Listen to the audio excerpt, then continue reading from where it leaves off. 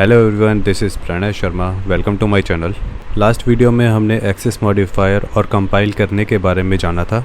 इस वीडियो में हम प्रिमिटिव डेटा टाइप, उनके यूज़, कास्टिंग और फिर हम कंडीशनल एंड लूपिंग के बारे में जानेंगे। So without wasting time let's get started. So guys, मैंने इसके लिए ऑलरेडी सेटअप कर रखा है। एक प्रोजेक्ट बनाया है। प्रोजेक्ट में मैंने एक पैकेज बनाया है, उसमें एक क्लास बनाई है। इस क्लास में मैंने सभी प्रिमिटिव डेटा टाइप को डिफ़ाइन कर रखा है। ये सभी प्रिमिटिव डेटा टाइप को मैंने प्रिंट कर रखा है। रैपर क्लासेस का यूज़ करके मैंने उनकी साइज़, मिनिमम और मैक्सिमम वैल्यू प्रिंट कर रखी है। ये रैपर क्लासेस यूज़ होती है किसी प्रिमिटिव डेटा टाइप को ऑब्जेक्ट या ऑब्जेक्ट को प्रिमिटिव डेटा टाइप में कन्वर्ट करने के लिए।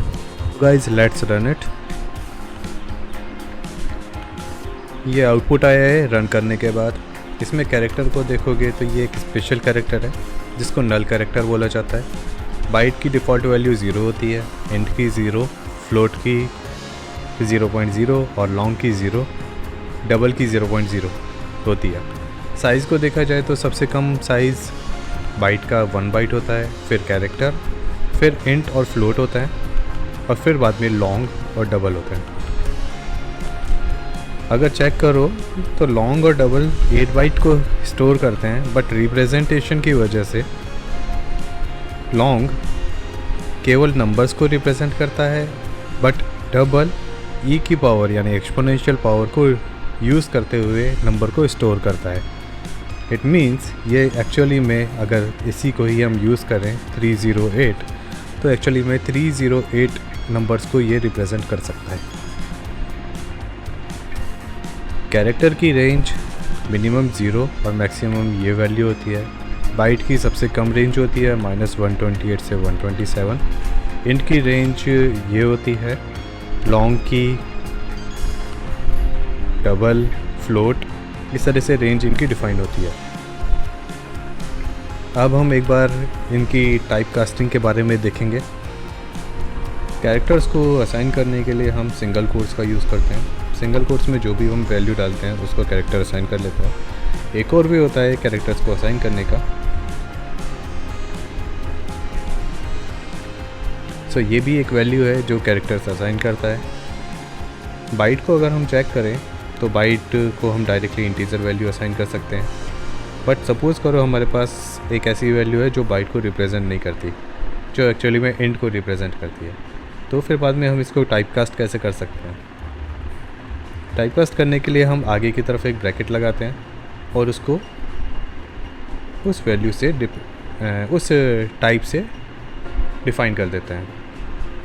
तो इस तरीके से ये टाइपकास्ट होता है। टाइपकास्ट करने के बाद वैल्यू चेंज होती है।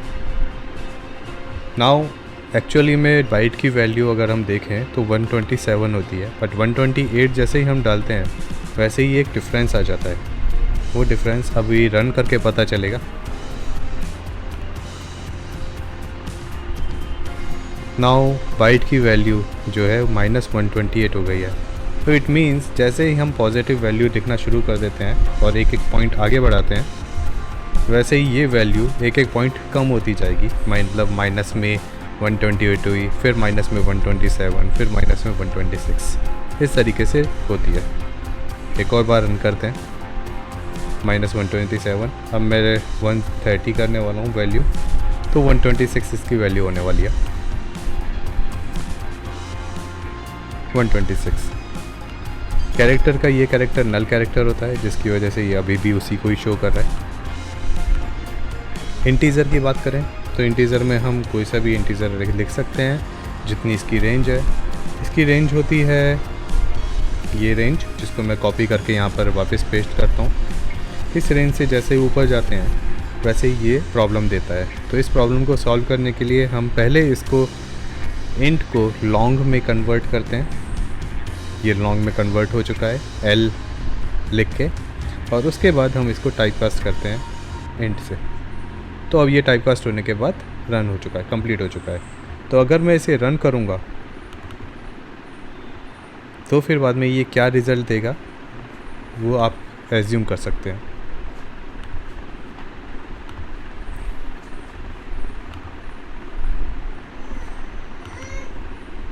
गाइस, आप चेक कर सकते हो जो इंटीजर की वैल्यू है वो मिनिमम वैल्यू हो गई है। ये सेम बिहेवियर हमने बाइट का भी देखा था, यही सेम बिहेवियर इंट का होता है और अदर डेटा टाइप्स के लिए भी यही सेम बिहेवियर होता है। नाउ अब हम लॉन्ग के लिए देखेंगे। इसको हम एक इंटीजर वैल्यू असाइन कर सकते हैं, बट एक्चुअली में जावा डिफ़ॉल्टली किसी भी इंटीजर को एज ए इंट लेता है, तो हम इसको लॉन्ग में कन्वर्ट करने के लिए सफिक्स एल लगाते हैं और फिर बाद में ये इंटीजर लॉन्ग में कन्वर्ट हो जाता है। नाउ सपोज़ करो हमारे पास ये रेंज है और मैंने इसी को ही कॉपी किया और इसको पेस्ट कर दिया है यहाँ पर। नाउ ये इसकी हाईएस्ट वैल्यू है रेंज में। अगर सपोज़ करो मुझे इसको इंक्रीज़ करना हुआ 308 से, तो ये आउट ऑफ रेंज हो जाती है वैल्यू। अभी आप देखोगे long is out of range. Now इसको अब मुझे कन्वर्ट करना है, तो मुझे पहले इसको फ्लोट में कन्वर्ट करना होगा और फिर मैं इसको लॉन्ग में कन्वर्ट करूँगा। नाउ अब ये वैल्यू असाइन हो गई है लॉन्ग की। इसी तरीके से फ्लोट और डबल काम करता है, पर डबल एक हाईएस्ट रेंज होती है, तो इसके आगे हम आगे बढ़ नहीं सकते, तो यहाँ पर ये एंड हो जाती है रेंज। सो गाइज़, ये था टाइप कास्टिंग में हम ऊपर से नीचे की तरफ आए हैं, मतलब लोअर वैल्यू से हायर वैल्यू की तरफ गए हैं। बट अगर हम हायर वैल्यू से लोअर वैल्यू की तरफ जाएंगे तो इसमें डेटा लॉस होने के चांसेस होते हैं, इसलिए ये रिकमेंडेड नहीं होता कि तुम हायर वैल्यू से लोअर वैल्यू की तरफ जाओ, और जावा कंपाइलर इस चीज़ को एज ए वार्निंग देता है। नाउ गाइस, अब हम कंडीशन के बारे में जानेंगे। हमारे पास कंडीशनल स्टेटमेंट इफ़ और if and else conditional statement होता है। एक और कंडीशनल स्टेटमेंट होता है जो इफ़ एल्स इफ़ का लैडर होता है। सो ये भी एक कंडीशनल स्टेटमेंट की तरह यूज़ होता है। इसको अब जानने के लिए हम एक प्रोग्राम बनाते हैं। बूलियन भी एक प्रिमिटिव डेटा टाइप है।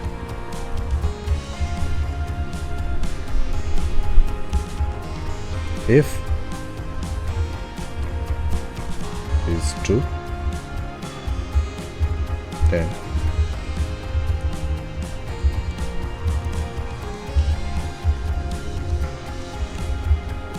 नाउ ये स्टेटमेंट बोलता है कि अगर कंडीशन ऐसी है कि ये वेरिएबल एक ट्रू स्टेटमेंट रिटर्न करता है, देन ये इसमें एंटर होगा।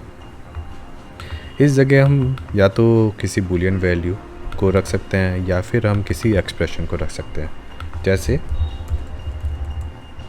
0 = 0। ये एक एक्सप्रेशन है जो ट्रू ही देता है रिज़ल्ट। अगर आप देखोगे, चेक करोगे कि ये आइडेंटिकल एक्सप्रेशन है, यानी कि इसमें एंटर होगा। एक बार रन करके देखते हैं। इसी तरह से एक और चीज़ यूज़ करते हैं हम, वैल वो स्ट्रिंग में यूज़ होता है, डॉट इक्वल्स। इसको भी हम यूज़ कर सकते हैं। सो ये चीज़ है कंडीशनल स्टेटमेंट का फर्स्ट पार्ट, जो है इफ़ कंडीशन। नाउ अब हम इसके बाद इफ़ एल्स का कंडीशन देखेंगे। एल्स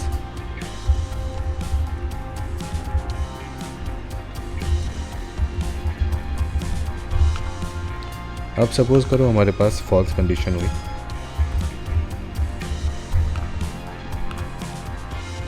सो ये एल्स कंडीशन में चला जाता है। इट मीन्स अगर कोई भी कंडीशन यहाँ पे मैच नहीं हुई तो ये एल्स कंडीशन में चला जाएगा। नाउ अब हम इफ़ एल्स लैडर देखेंगे। एल्स इफ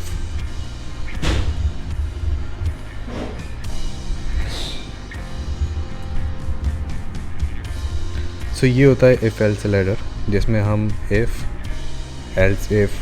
एल्स का यूज़ करते हैं। ये लैडर होता है।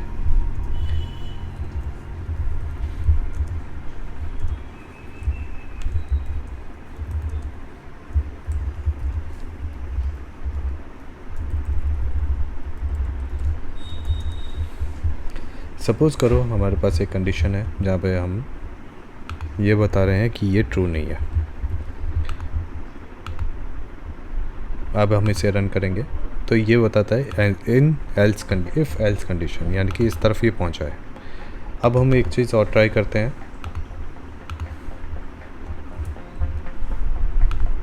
तो अब ये दोनों ही कंडीशन ट्रू होती हैं साथ में, पर एक्चुअली में जो वैल्यू है वो फॉल्स है, तो ये लास्ट में जाएगा और लास्ट को प्रिंट करेगा।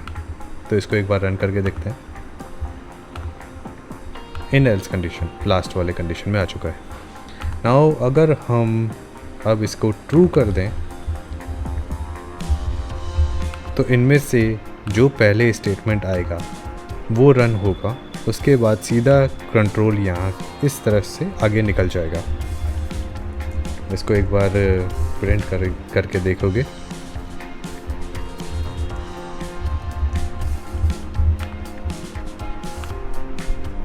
Now first in condition and then in final. इस जगह के बाद ये एल्स कंडीशन में नहीं एंटर हुआ और उसकी वजह से ये हमें सेकंड स्टेटमेंट नहीं मिला। सो कोई भी स्टेटमेंट अगर इसमें ट्रू होती है तो बाकी के स्टेटमेंट्स में ये नहीं जाता, ये इसका रिज़ल्ट होता है। नाउ कंडीशनल स्टेटमेंट में एक और कंडीशनल स्टेटमेंट होता है जिसे हम ट्राइनरी ऑपरेटर कहते हैं। इस ऑपरेटर के थ्रू भी हम कंडीशंस को चेक कर सकते हैं। ट्राइनरी ऑपरेटर कुछ इस तरीके से दिखता है, question mark then something colon then something. So इस तरीके से ये ट्राइनरी स्टेटमेंट होता है। इसको एक बार हम चेक करते हैं। सपोज़ करो हमें एक इंटू की वैल्यू असाइन करनी है a is equal to, but इस जगह हमें कंडीशन चेक करनी है कि 0 इज़ इक्वल टू 0 है या नहीं है। अगर है तो इसको 10 असाइन करें, अदरवाइज 20। हम इसको एक बार प्रिंट करते हैं a,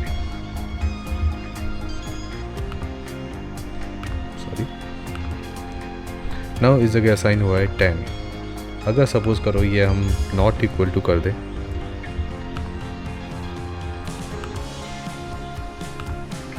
ये 20 असाइन करता है। तो इस तरीके से ये ट्राइनरी ऑपरेटर भी कंडीशन के चेक करने के लिए यूज़ होता है। इसके बाद हमारे पास एक और स्टेटमेंट होता है, वो होता है स्विच स्टेटमेंट। उसको समझने के लिए हम एक वैल्यू रखते हैं int a is equal to 10।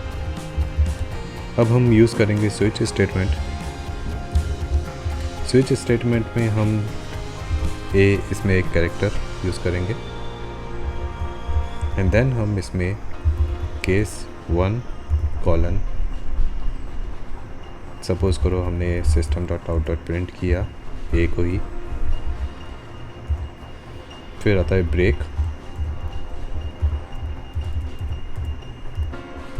फिर case 2 colon a and then default colon a. So कुछ इस तरीके से ये डिफाइन होता है। अब हम एक बार इसको रन करके देखेंगे कि क्या रिज़ल्ट देता है ये। सो हमें दिखा रहा है ये 10 वैल्यू, जो कि ये डिफ़ॉल्ट स्टेटमेंट में जाकर रिज़ल्ट देता है। नाउ अगर हम इसे स्टेटमेंट को 1 कर दें, ओके, कुछ चेंज करके, एक बार चेंज और कर देता हूँ, केस 1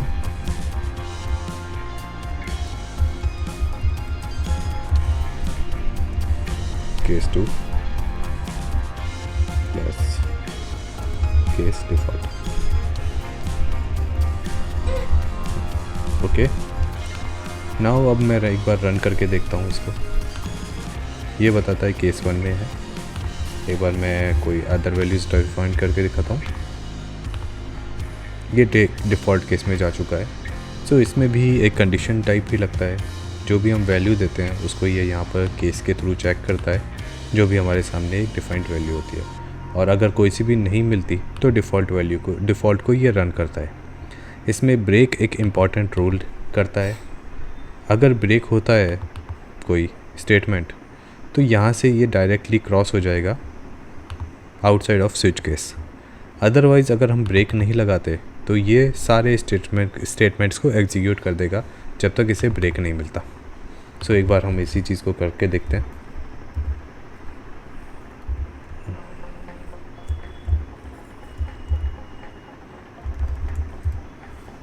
अब एक ब्रेक स्टेटमेंट आ चुका है।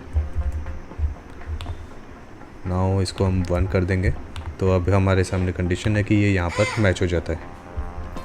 इसको हम रन करके देखेंगे। ये देखो केस 1 में चला गया और फिर केस 2 में भी जा चुका है, जबकि वैल्यू केवल 1 थी और जब ब्रेक मिला तो वो आउट हो गया। सो गाइज अब हम लूपिंग के लॉजिक में आते हैं। एक हम न्यू क्लास बनाते हैं।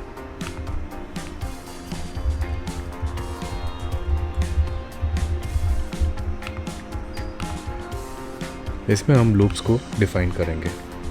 सो गाइज लूपिंग में हमारे पास फोर लूप है। ये एक सिंपल टाइप का लूप है। इसमें पहला होता है डिक्लेरेशन, दूसरा स्टेटमेंट होता है इसमें कंडीशन, और तीसरा स्टेटमेंट होता है इंक्रीमेंट और डिक्रीमेंट। ये इसी हिसाब से चलता है। यहाँ पर हम डिक्लेरेशन करते हैं, यहाँ पर हम कंडीशन डालते हैं और यहाँ पर हम इंक्रीमेंट या डिक्रीमेंट ऑपरेटर का यूज़ करते हैं, जो भी हमें करना है। नाउ इस जगह हम लिखते हैं अपना काम, जो भी कुछ हमें करना है, जो भी कुछ हमें प्रिंट कराना है या जो भी कुछ हमें ऑपरेशन कराना है। सो अभी इस जगह मैं केवल आई की वैल्यू प्रिंट करता हूँ। Let's start and run. So हमें मिलता है 0 से स्टार्ट हुआ इंटीजर और 9 पे ख़त्म हुआ। नाउ ये कैसे काम कर रहा है? पहले आई की इनिशियलाइजेशन हो गया है। ये स्टेटमेंट फर्स्ट टाइम एग्जीक्यूट होता है, उसके बाद ये दो स्टेटमेंट ही एग्जीक्यूट होते रहते हैं। पहले ये कंडीशन चेक करता है, फिर बाद में ये अंदर की तरफ एंटर होता है, उसके बाद ऑपरेशन करता है और फिर बाद में वापस ये इंक्रीमेंट करता है। इंक्रीमेंट करने के बाद वापस ये कंडीशन को चेक करता है एंड देन ये रिपीटेशन में जाता है। तो इस तरीके से फोर लूप डिफाइन होता है। फोर लूप में हम ब्रेक स्टेटमेंट को भी यूज़ कर सकते हैं। नाउ ब्रेक स्टेटमेंट यूज़ जैसे ही हम करते हैं वैसे ही ये जो फोर लूप है वो उस पॉइंट से ब्रेक हो जाएगा, उस पॉइंट से वो टर्मिनेट हो जाएगा। जैसे अगर मैं इसे रन करता हूँ तो सीधा 0 पे ही टर्मिनेट होगा, क्योंकि 0 पे मैंने ब्रेक कर दिया। अगर मुझे इसको कंटिन्यू करवाना है तो हम कंडीशनल स्टेटमेंट्स को भी यूज़ करके इसको करवा सकते हैं। जैसे इफ़ कंडीशन का यूज़ किया, इफ़ i = 5 हो जाए या 6 हो जाए तो ये ब्रेक कर जाए। नाउ अगर मैं इसको अब रन करके देखता हूँ तो हमें दिखेगा 0 से 6 ये ब्रेक हो गया। अब अगर मुझे इसको ब्रेक नहीं करना बट इसके नीचे के स्टेटमेंट्स एग्जीक्यूट नहीं करवाने, तो उसके लिए हमारे पास एक स्टेटमेंट है कंटिन्यू। नाउ ये जो स्टेटमेंट है ये तुम्हारा फोर लूप को यहीं पर ही ब्लॉक कर देगा और नेक्स्ट स्टेटमेंट पे चला जाएगा। जैसा कि अभी दिख रहा है यहाँ पर कि ये अनरीचेबल कोड बन गया है, क्योंकि हमने कोई कंडीशन नहीं डाली इसको कंट्रोल करने के लिए। तो इसको कंट्रोल करने के लिए अब हम कंडीशन डालते हैं if i is less than 3, then ये कंडीशन रन होगी, कंटिन्यू रन होगा। नाउ अब रन करके देखते हैं। इसमें हमें प्रिंट होगा जब तक ये 3 पर नहीं जाएगा, 3 वैल्यू नहीं होगी तब तक ये प्रिंट नहीं होगा और 6 पर ये ब्रेक हो जाएगा। सो रन करते हैं। सी दैट 3 वैल्यू हुई, दैन ये प्रिंट होना शुरू हो गया और 6 वैल्यू तक प्रिंट हुआ है। तो इस तरीके से ये फोर लूप डिफाइन होता है। फोर लूप में हम कुछ इंटरचेंज भी कर सकते हैं वैल्यूज़। जैसे मान लो मुझे ये वैल्यू यहाँ पे नहीं चाहिए, इस वैल्यू को मैंने यहाँ पे डाल दी, तो ये भी चीज़ पॉसिबल है। इनफाइनेट फोर लूप होता है एक, जिसमें कंडीशंस हटा दो और इंक्रीमेंट हटा दो, तो ये होता है इनफाइनेट फोर लूप। तो ये इनफाइनेट टाइम चलता ही जाएगा। तो इस तरीके से ये फोर लूप डिफाइन होता है। अब हम सेकंड लूप में जाते हैं, वो है वाइल लूप। इस लूप में फर्स्ट जो ब्रैकेट होता है इसमें हम कंडीशन डालते हैं और एंड अंदर की तरफ हम स्टेटमेंट्स लिखते हैं। इसमें हम आई को प्रिंट कराएंगे।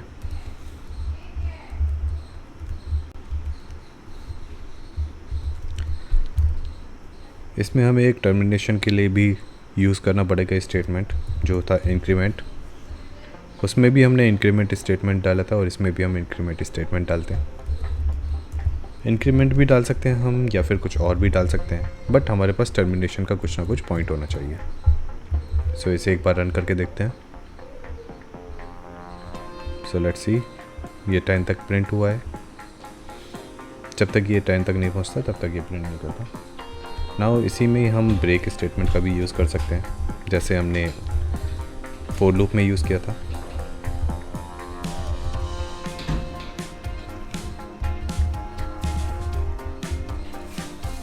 इसे एक बार रन करके देखते हैं।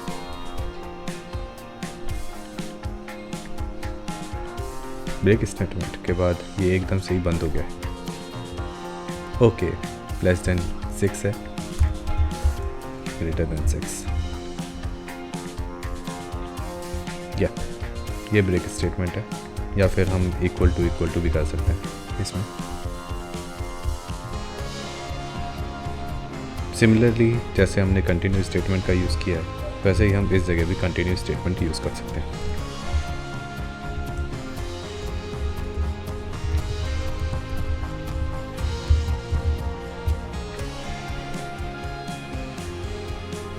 सी दैट 3 कर देते हैं इसको। सो ये था वाइल लूप। अब हम डू वाइल लूप को चेक करेंगे। वाइल लूप और डू वाइल लूप में एक डिफरेंस है। डिफरेंस सिंपल है। यहाँ पर वाइल लूप कंडीशन चेक करता है, कंडीशन अगर मैट होती है तो ही वो जाके सिस्टम इसके अंदर के स्टेटमेंट्स को एग्जीक्यूट करता है, और अगर कंडीशन मैट नहीं होती तो वो इनमें से एक भी स्टेटमेंट को एग्जीक्यूट नहीं करेगा। Let's run it, see that nothing is printed. Now do while loop में क्या होता है, पहले एक बार इसका सिंटैक्स डालते हैं। डू, यहाँ पर आता है while loop and this is the syntax of do while loop. इसमें डू स्टेटमेंट होता है, यहाँ पर तुम्हारे जो भी स्टेटमेंट्स हैं उनको तुम डाल सकते हो, और फिर वाइल लूप होता है। इसकी एक खासियत है कि ये जब तक रन करेगा, मीन्स जब ये आएगा यहाँ पर, तो पहले ये डू को रन करेगा एंड देन उसके बाद वाइल लूप में जाएगा। इट मीन्स फर्स्ट ये इंटरनल स्टेटमेंट्स को रन करेगा ही करेगा first time. Let's run it, see that. पिछली बार हमने देखा था जब वाइल लूप, हम केवल वाइल लूप यूज़ कर रहे थे, तब ये कुछ नहीं प्रिंट कर रहा था, अभी ये प्रिंट कर रहा है। नाउ अगर हम वापस पुरानी स्टेटमेंट पे आ जाते हैं तो हमें सिमिलर ही प्रिंट मिलेगा। सो इस तरीके से ये डू वाइल लूप होता है। तो अब हम थोड़ा एडवांस में जाते हैं। इसमें हम डू वाइल लूप को यूज़ करेंगे, लेकिन इसमें क्या करेंगे, हम स्विच का यूज़ करेंगे।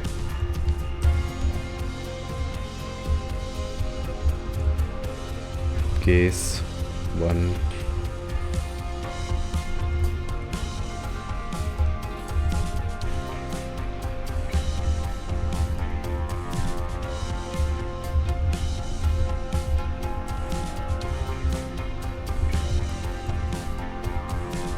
नाउ अब हम एक बार इसको डाल देते हैं आई, ओके, सॉरी, डिफ़ॉल्ट, ओके। इस जगह पहले मैंने बोला था कि ब्रेक का यूज़ करते हैं तो ये लूप एग्जीक्यूट होना बंद हो जाता है, पर जब हम स्विच का यूज़ करते हैं तो ब्रेक स्टेटमेंट्स एग्जीक्यूट होते हैं यहाँ पर, लेकिन ये ब्रेक स्टेटमेंट्स इस वाइल लूप या लूप को ब्रेक नहीं करते। उसी को ही हम चेक करेंगे अब।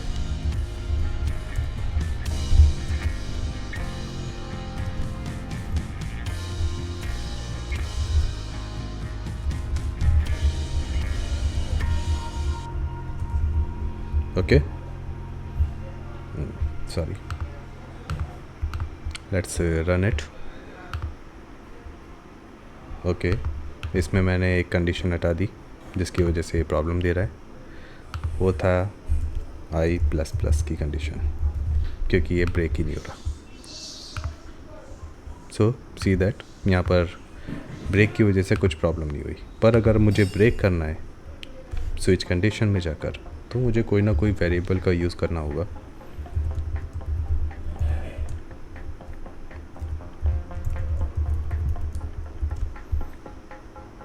Is equal to true, suppose that ये फॉल्स करते हैं, और इज इक्वल टू ट्रू कर देंगे। नाउ ऐसा क्यों किया गया है? क्योंकि इसके अंदर हम अगर ब्रेक स्टेटमेंट का यूज़ करते हैं तो ये एक्चुअली में स्विच को ब्रेक करेगा, पर ये कंडीशंस को ब्रेक नहीं करेगा, ये लूप को ब्रेक नहीं करेगा। सो हम outer side the loop check करेंगे इज के देन ब्रेक। सो इस तरीके से ये स्विच केस के साथ कैसे हम लूपिंग को एग्जिस्ट कराएं और उसको ब्रेक कैसे कराएं, वो इस तरीके से होता है। एक बार हम इसे रन करके देखते हैं। सी दैट केवल एक बार आकर इसने ब्रेक को ट्रू कर दिया, और ट्रू होते ही यहाँ पे ये ब्रेक ट्रू हो गया। चाहे हम इस जगह करें, चाहे हम कहीं और करें, सपोज दैट डिफ़ॉल्ट में मैं करता हूँ, तो इसमें क्या करेगा, 3 पर आया और ब्रेक कर दिया इसने लूप को। तो इस तरीके से ब्रेक लूप यूज़ होता है। सो गाइज़, अगर आपको ये वीडियो पसंद आई तो लाइक करें, और चैनल पे न्यू हो तो सब्सक्राइब करें। Thank you.